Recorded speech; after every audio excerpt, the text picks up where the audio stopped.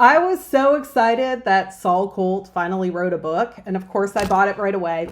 But Saul is someone who I've always admired because he's not only highly creative, but he's creative with the context of business goals in mind. So a lot of people that think about being creative, or let's say funny, it's funny for the sake of funny or creative for the sake of creative. But Saul always focuses on the business impact and making sure that it's measurably meeting the business needs versus trying to go viral to go viral. And he packaged his like special sauce in this book.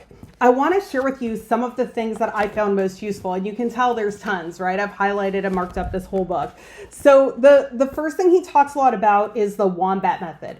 And what I really like about this is that it reframes our thinking to ask the right questions. And this is one of the biggest ideas in the book that I think anyone could apply right away.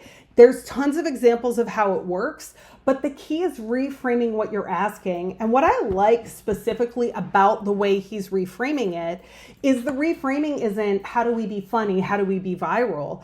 The reframing of the questions is still focused on the business goals. So it still continues to sort of add value for business. It's not creativity for the sake of creativity. There's a lot of content in here about sort of asking questions and how asking the right questions will lead to better outcomes, which I think is really, really helpful.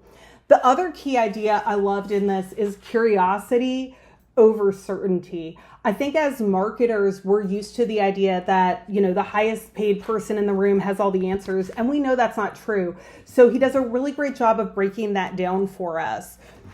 I also really like, in general in the book, that it's not gimmicky. It's not teaching you see I wrote there, not a gimmick. It's not about teaching you how to start like adding gimmicks to your marketing. It really is focused on being more creative in the way you're even approaching and addressing problems. And what I like is that there's a clear, easy to follow framework for it that really does keep you centered around the goal. And one of the other concepts he talks about that I liked a lot is, you know, make people laugh, make them think, or make them cry, right? And this is a way to say, like, am I creating something meaningful?